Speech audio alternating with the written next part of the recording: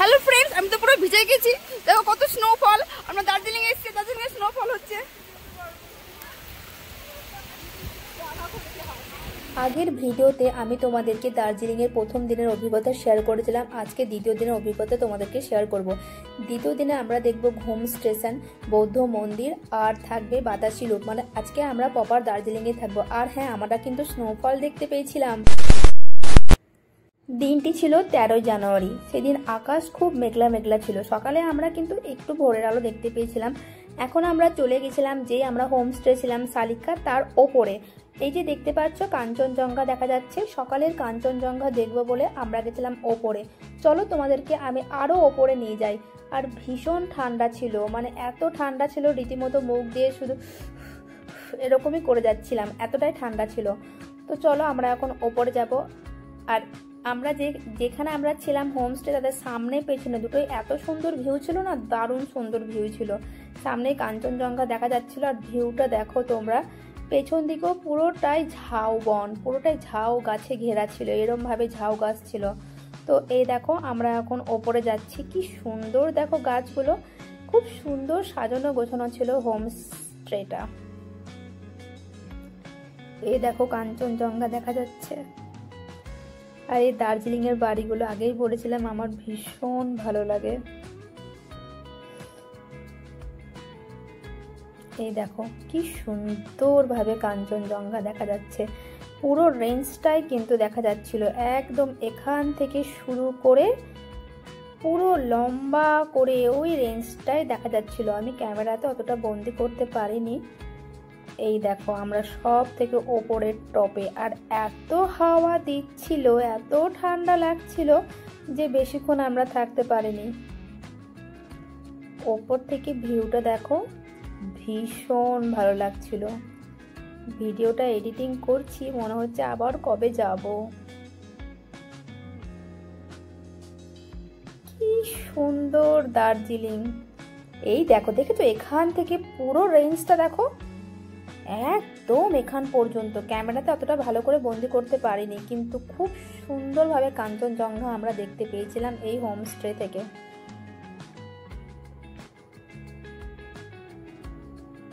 তোমাদেরকে আরো একটু ভালো করে দেখাই, দেখো এবার তোমরা ঠিক ভালো করে বুঝতে পারবে। তারপর কিন্তু আমরা রেডি হয়ে গেছিলাম।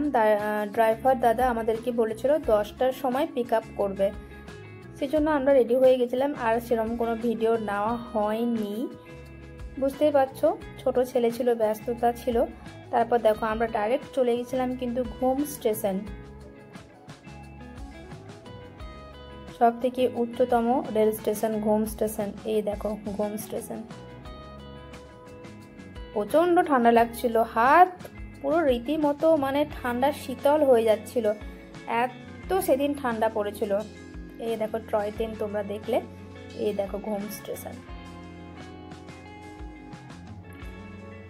মেঘলা মেঘলা ওয়েদার ছিল। তারপর আমরা চলে গেছিলাম একটি বৌদ্ধ মন্দির, বৌদ্ধ মনস্ট্রি সম্ভবত বলে, ঠিক আমার খেয়াল পড়ছে না। তো এই বৌদ্ধ মন্দিরটাই আমরা চলে গেছিলাম। হালকা হালকা 1 ফোঁটা 2 ফোঁটা করে বৃষ্টি পড়ছিল। চলো ভেতরটা তোমাদেরকে দেখাই। দেখো কি সুন্দর, বৌদ্ধ দেবটাকে দেখো কত বড়, বুদ্ধদেব।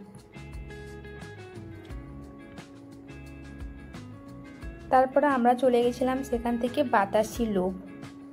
আর এখানে বৃষ্টি পড়ছিল। আমাদেরকে না আসার সময় ড্রাইভার দাদা বলছিল যে এরকম দিনে কিন্তু স্নোফল হওয়ার চান্স থাকে। আর আমাদের ভাগ্য এতটাই ভালো, এই দেখো বৃষ্টিটা যেই হালকা থেমে গেল, তারপর থেকে কিন্তু এরকম হালকা হালকা স্নো পড়তে শুরু করলো।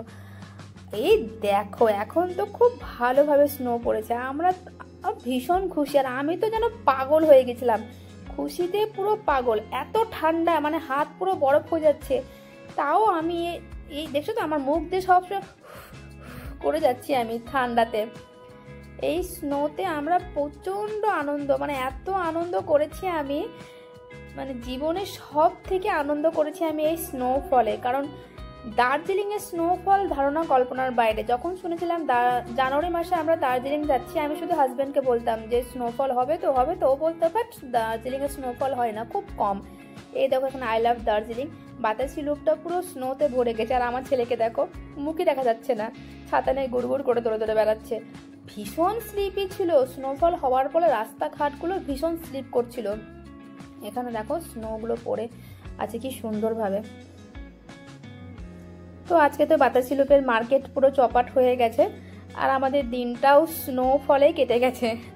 তো এই দেখো টয় ট্রেন আসছে এখানে সুন্দরভাবে, একদম স্মোকি টয় ট্রেন।